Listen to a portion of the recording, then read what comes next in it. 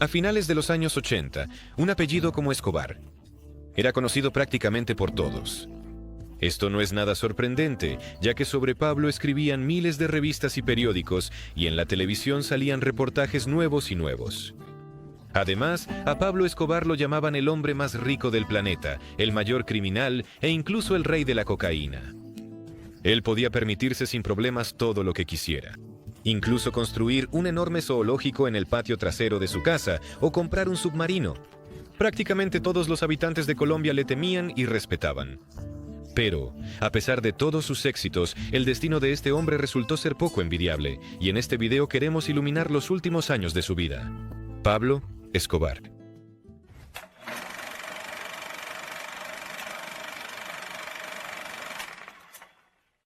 Antes de comenzar con la historia, vale la pena señalar que existen muchas versiones de lo sucedido.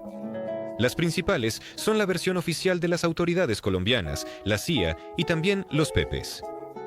Tomaremos en cuenta cada una de ellas para crear una imagen lo más completa posible de los acontecimientos.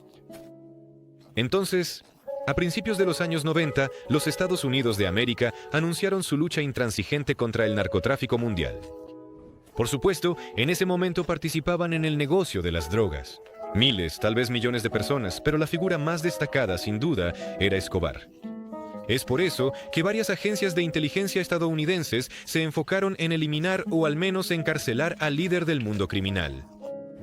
Además, César Gaviria Trujillo llegó al poder en Colombia. Su carrera política se basó en la promesa de destruir el crimen organizado en el país, lo que significaba que Pablo tenía otro enemigo influyente. Tampoco se podía olvidar a los otros cárteles de drogas, que ansiaban un nuevo reparto del poder. A partir de lo descrito anteriormente, queda claro que la presión sobre Pablo Escobar y todo el cártel de Medellín era muy fuerte. Pero los verdaderos problemas para Pablo comenzaron cuando sus enemigos empezaron a unirse. Por ejemplo, las fuerzas de seguridad de Colombia comenzaron a trabajar muy de cerca con la inteligencia estadounidense y la agencia antidrogas. Además, las autoridades del país no desdeñaban los contactos con otros cárteles de la droga que, de hecho, crearon una organización llamada Los Pepes. Su ventaja radicaba en que los miembros del grupo no eran fuerzas de seguridad, sino, por así decirlo, personas del pueblo. Y esto es muy importante, ya que los colombianos comunes no querían cooperar con las fuerzas del orden, pero podían compartir información con una organización así sin ningún remordimiento. También cabe destacar que la cúpula de los Pepes estaba compuesta en su mayoría por antiguos socios de Escobar y miembros del cártel de Medellín, incluidos los hermanos Castaño. Antes de comenzar a actuar, entregaron al CIA y a la policía local mucha información útil. Nombres de los miembros del cártel, sus familiares, direcciones, cuentas y mucho más quedaron a disposición de los enemigos del patrón. Después de esto, los Pepes entraron en una fase activa, atacaron las propiedades de Escobar. Específicamente quemaron varias de sus lujosas villas, así como un gran garaje que contenía 17 automóviles, de clase premium. Por supuesto, no tenían intención de detenerse allí. Los combatientes de los Pepes encontraban las celdas con dinero del cártel de Medellín y se las apropiaban, supuestamente para luchar contra el enemigo del pueblo. En el proceso, lograron eliminar al abogado de Pablo llamado Guido Patrón y a unos 300 combatientes más del cártel de Medellín. En general, en un año de actividad hicieron significativamente más que las fuerzas de seguridad colombianas, en todo el tiempo. Y después de cada crimen dejaban un mensaje. Tus días están contados, Pablo. Nadie sobrevivirá a los Pepes. Esa era la frase que escribían en las paredes o postes. No se puede considerar a los Pepes como héroes, ya que no solo los miembros del cártel eran atacados, sino también sus familias y personas que por error eran consideradas cómplices del patrón. El hijo de Pablo, Juan, estaba en Kiev. En sus memorias decía que su padre tenía miedo de los Pepes, mucho más que de las fuerzas gubernamentales o de los estadounidenses. Naturalmente, ni el cártel de Medellín ni el propio Pablo Escobar podían ignorar lo que estaba sucediendo. También atacaban a los Pepes y causaban serios daños a los combatientes. Pero estos últimos devolvían los golpes con creces. Por ejemplo, si los combatientes del cártel eliminaban a un miembro de los Pepes, en respuesta perdían a 2 o 3. Las fuerzas de seguridad de Colombia, bajo el liderazgo de César Gaviria, tampoco estaban inactivas. El presidente llegó a la conclusión de que encarcelar a Pablo Escobar en la prisión de la Catedral no tenía ningún sentido. En primer lugar, no se parecía a una prisión, más bien a un hotel lujoso para millonarios. En segundo lugar, toda la guardia era leal a Escobar. Él hacía lo que quería y dirigía el cártel tranquilamente mientras estaba encarcelado. Es por eso que César Gaviria convoca un consejo de emergencia al que asistieron los líderes del ejército, la policía, la inteligencia y otras fuerzas de seguridad. El líder colombiano estuvo negociando con sus subordinados durante varios días y juntos llegaron a la conclusión de que era necesario trasladar al patrón a otra prisión más segura. La preparación de la operación tomó 3 semanas, el 21 de julio de 1992. 400 soldados del Ejército Federal se dirigieron a asaltar la catedral. 2 representantes del gobierno entregaron a Escobar el ultimátum presidencial. En él se decía que Pablo debía rendirse o las consecuencias serían extremadamente graves. Pero intimidar al patrón era realmente difícil. Inmediatamente decidió resistir y lo primero que hizo fue tomar como rehenes a los representantes del gobierno. El jefe del cartel intentó negociar con el presidente, pero César no quería comprometerse. Después de que las negociaciones llegaron a un punto muerto, Escobar se llevó a 9 guardias y simplemente salió de la prisión. En ese momento, el presidente de Colombia, según su propia confesión en una entrevista, sintió su absoluta impotencia. Él entendió que no podía controlar la situación sin ayuda externa, por lo que se dirigió al embajador de los Estados Unidos de América. Para Morris Busby, la conversación no fue fácil, pero finalmente César Gaviria Trujillo dio a los estadounidenses la oportunidad de hacer lo que quisieran en el territorio de Colombia. Ahora la DEA y otras agencias de Estados Unidos podían actuar con toda su fuerza. Por orden de Washington, a Busby se le encargó supervisar una operación a gran escala en Medellín. Para llevarla a cabo, se trajeron los mejores y más modernos equipos de inteligencia, así como un escuadrón secreto de la Unidad de Espionaje Electrónico del Ejército de los Estados Unidos. Creo que hablar sobre la seriedad de lo que estaba ocurriendo en ese momento sería innecesario. Aviones de reconocimiento sobrevolaban constantemente Medellín. En los cuarteles secretos, especialistas estadounidenses escuchaban las conversaciones telefónicas de los colombianos las 24 horas del día y la policía realizaba patrullas el doble de frecuentemente, más a menudo. Además, el agente de la DEA, Javier Peña, estaba de guardia las 24 horas junto con un grupo de captura que fue creado para atrapar a Pablo Escobar y estaba listo para salir en cualquier momento para realizar el arresto.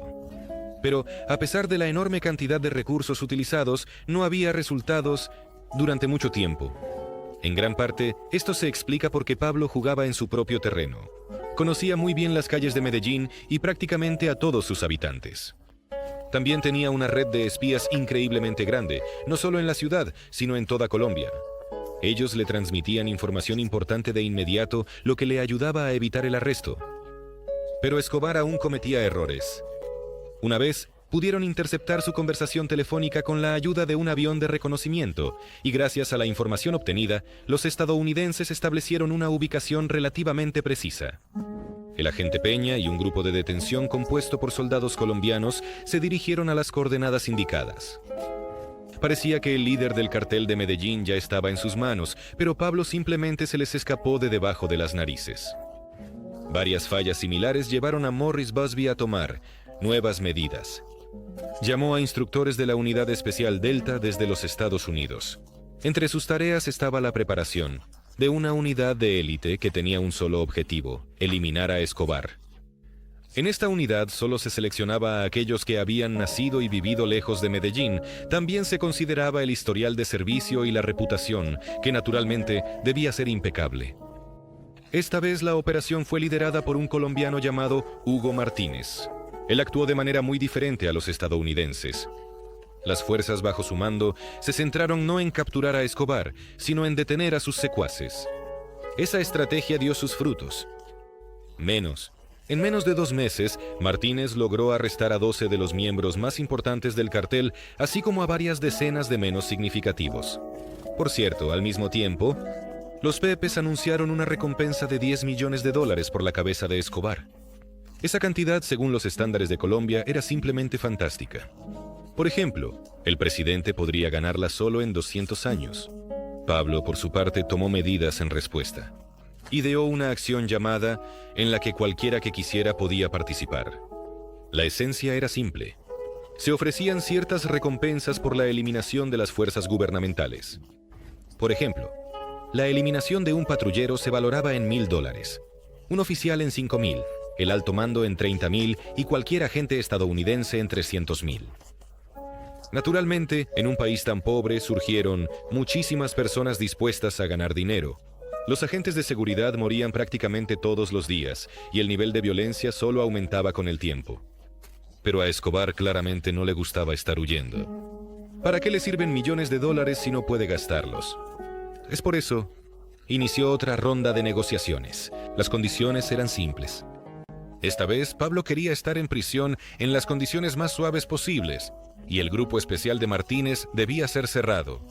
En caso de negativa, el jefe del cartel prometió provocar una guerra civil en Colombia. No tenía sentido dudar de las palabras de Escobar, ya que César, Gaviria y todos los demás miembros del gobierno sabían perfectamente que estaban tratando con una persona decidida. Pero de cualquier manera, las autoridades de Colombia llegaron a la conclusión de que ya no llevarían a cabo ningún tipo de negociaciones. Así, día tras día, las fuerzas gubernamentales se enfrentaron al cartel de Medellín hasta que en enero del 93 ocurrió algo terrible. Los militantes de Escobar dejaron un coche bomba en una de las calles de la capital. Una explosión potentísima retumbó cerca de una librería, resultando heridos muchos civiles y la autoridad de Pablo. Entre la población común se tambaleó fuertemente. Esto fue demasiado incluso para el narcotraficante. Los Pepes aprovecharon inmediatamente la situación y unos días después eliminaron a uno de los hombres, de Pablo, dejando su mensaje característico.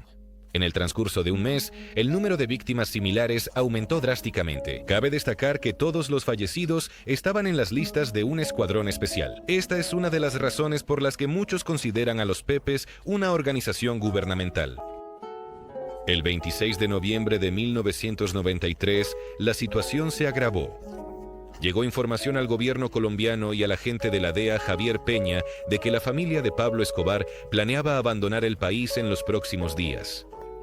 Esto solo significaba una cosa: el cartel de Medellín estaba dispuesto a llegar hasta el final.